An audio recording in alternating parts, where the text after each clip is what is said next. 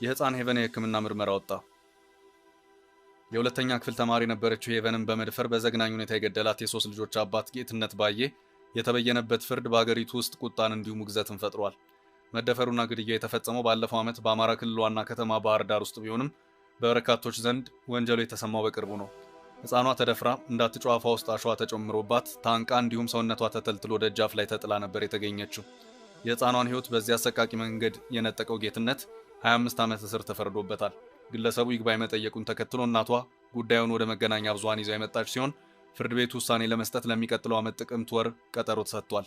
የተከሳሹ ባለቤት እኔም ፍትህ ፈልጋለሁ፣ ህፃኗ በአደጋ ህይወቱ አልፎ እንጂ ተገድላ አይደለም ስትል በሰጠችው ቃል ባለቤቴ በግልጽ ተጣርቶ ድርጊቱን ፈጽሞ ከሆነ ከዚህ በላይ ቢፈረድበት እንደሚባለው ቢሰቀልም አይከፋኝም ያለች ሲሆን ፍርዱ ትክክል አይደለም ስትል በዛው ሚዲያ ቀርባ ነበር።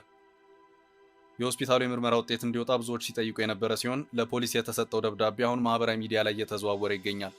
ምርመራውን ያደረገው አሜን የህክምና አገልግሎት ኃላፊነቱ የተወሰነ ድርጅት ሲሆን ደብዳቤው ባህር ዳር ከተማ አስተዳደር ፖሊስ መምሪያ የተጻፈ ነው።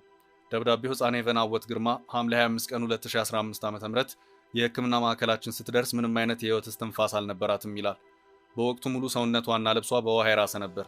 አንገቷ ላይም የእጅ ምልክት ስትራንጉሌሽን ማርክስ ነበራት። እንዲሁም ድንግልናዋም ያልነበረ መሆኑን ስናረጋግጥ ለበለጠ የአስክሬን ምርመራ ወደ ፈለገ ህይወት ሪፈራል ሆስፒታል የላክናት መሆኑን እንገልጻለን ይላል። ደብዳቤው በሜዲካል ዳይሬክተሩ የተፈረመበት መሆኑ ይታያል። መደፈሯና መታነቋ ለሞት እንደዳረጋት በግልጽ ያስቀመጠ ደብዳቤ ሆኖ ተገኝቷል።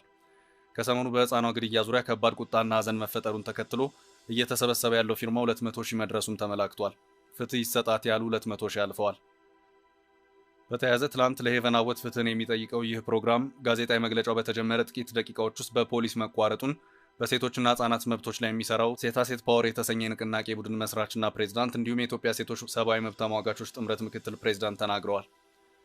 ህፃኗን ለማሰብና ፍትህን ለመጠየቅ በኢሊሊ ሆቴል አርብ ከቀኑ 8 ሰዓት ጀምሮ የተጠራው ይህ የሻማ ማብራት ስነ ስርዓት ላይ 57 ያህል ሰዎች ተገኝተው እንደነበር ያስረዱት ኃላፊዋ፣ ሆኖም ጋዜጣዊ መግለጫው እንዲቋረጥና ጋዜጠኞችና ተሳታፊዎች የቀረጿቸውን ቪዲዮዎች ፖሊሶች በር ላይ ቆመው ሲያስጠፉ እንዲሁም ስልክ መንጠቅና ሌሎች ማንገላታቶች መፈጸማቸውን ገልጸዋል።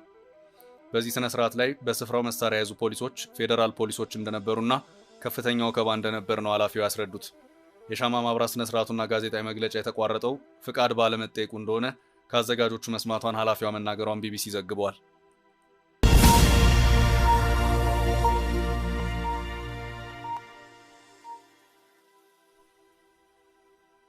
ወደ ቀጣይ መረጃ አለፍ። በኮንሶ የሰገን ከተማን ተቆጣጥሮ የነበሩት ታጣቂዎች ማንነት ይፋ ሆነ። ከሰሞኑ በደቡብ ኢትዮጵያ ክልል ኮንሶ ዞን ሰገን ከተማ በተፈጸመ ድንገተኛ ጥቃት ከፍተኛ ውድመት መድረሱ ይታወሳል። በዚህ ጥቃትም የጸጥታ ኃይሎችንና ንጹሃንን ጨምሮ 13 ሰዎች መገደላቸው ይታወቃል። ከግድያው በተጨማሪ ጥቃት ፈጻሚዎቹ በመንግስት ተቋማት ላይ ባደረሱት ጥቃት ከ600 ሚሊዮን ብር በላይ ማውደማቸው ተገልጾ ነበር። የመንግስት ተቋማት አብዛኞቹ ተቃጥለውም ታይተዋል። መከላከያ ሰራዊቱ ወዲያው ከተማዋን ቢቆጣጠራትም ጽንፈኛ የተባሉት ቡድኖች ወደ መጡበት ስለመመለሳቸው ተነግሮ ነበር። ይህን ጥቃት ማን ፈጸመው ለሚለው የክልሉ መንግስት ያልታወቁ ጽንፈኛ ኃይሎች ከማለት ውጪ የተብራራ መልስ ሳይሰጥ ቆይቷል።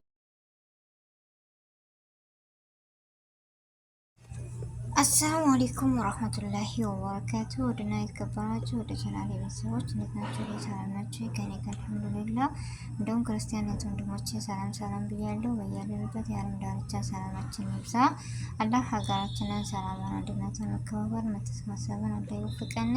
ለቤት አዲስ ሆናችሁ ሰብስክራይብ በማድረግ ቤተሰብ ይሆኑ። እንዲሁም ነባር ቤተሰቦች ስለምትሰጡኝ አስተያየት ከልብ አመሰግናለሁ። ዛሬ ይዤላችሁ የመጣሁት ፍትህ ለሄቨን፣ ፍትህ ለህፃናት ነው የምለው። በጣም አሳዛኝና በጣም የሚዘገንን ቪዲዮ ነው። እኔ እንጃ ብቻ ማመን የሚያቅድ። በዛ ላይ ደግሞ የህፃን ሄቨን የህክምና ምርመራ ውጤት መግቢያው ላይ እንዳያችሁት እንደመጣና እንደተነገረ ነው። ነገር ግን በሚዲያ የሚካሄደውና ወይንም የምንሰማው ነገር የእሱ ተባባሪዎች ልክ ከሟች ይልቅ ላለ ወይም ለገዳይ የሚርገበገቡት ወይም የእሱ አሽቃጣሪዎች በጣም በዝተዋል። እና በጣም ያሳዝናል። በጣም ምን እንጃ ግራ ያጋባል ነገር። አለሙ ሀገራችን ወዴት ነው? ህግ የለም እንደዚህ ከምል ድረስ በቃ አላቅም። እኔ እንጃ። ፍትህ ማግኘት አለባት ህፃን ሄቨን፣ ፍትህ ማግኘት አለባት። የእሱ ተባባሪዎች ምን አይነት ናቸው? ምን አይነት ህሊና ነው? ምን አይነት ሚስት የተባለችው ራሱ ጋጥ ወጥ ወይስ እኔ እንጃ ምን ብዬ መናገር አለብኝ? አልደፈራትም ማስረጃ አለ ወይ ምን አለ ወይ እያለች ነው እየተከራከረች የመጣችው።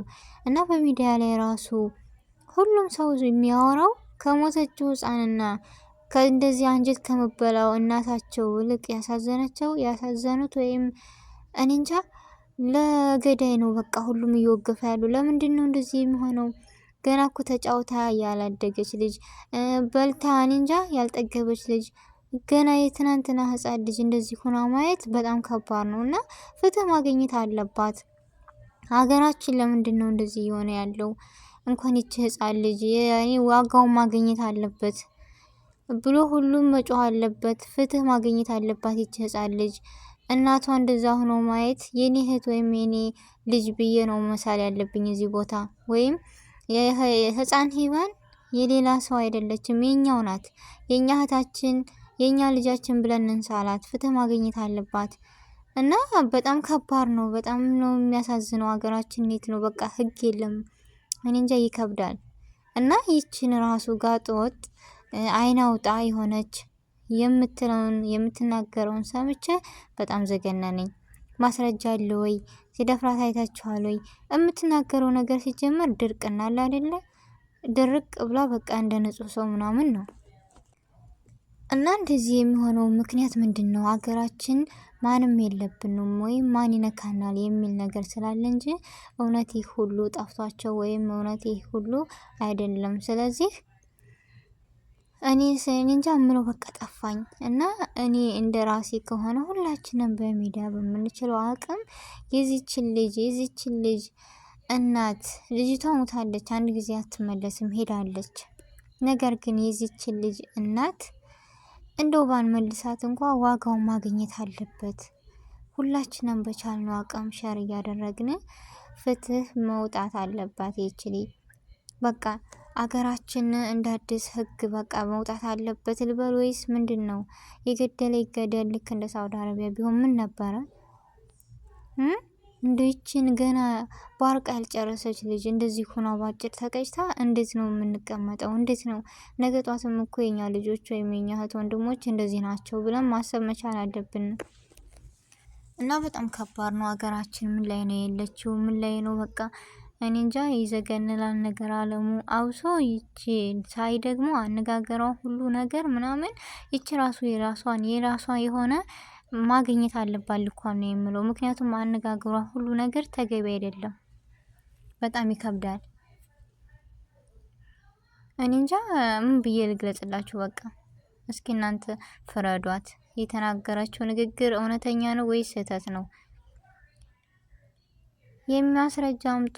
እንደዚህ አርጉ። ላውራው ራሱ ይዘገንነኛል። ለሰውም እኮ እውነት አይመስልም። ምክንያቱም ይሄ ሰው ሳይሆን አላቅም። ብቻ ምን ብዬ ልናገር? ከባድ ነው።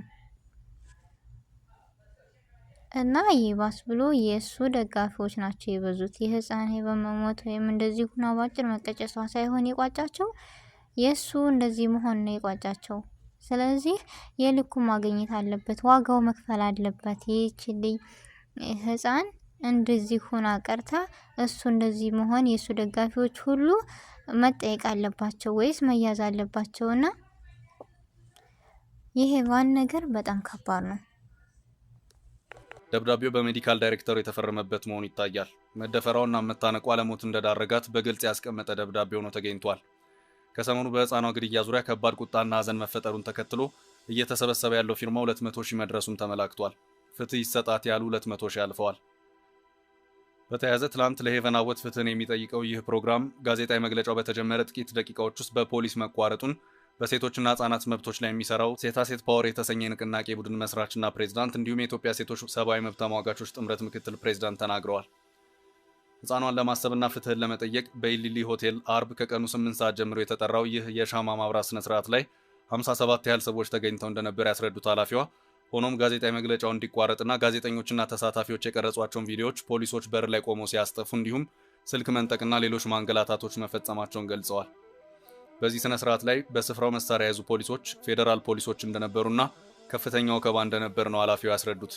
የሻማ ማብራት ስነ ስርዓቱና ጋዜጣዊ መግለጫ የተቋረጠው ፍቃድ ባለመጠየቁ እንደሆነ ከአዘጋጆቹ መስማቷን ኃላፊዋ መናገሯን ቢቢሲ ዘግበዋል።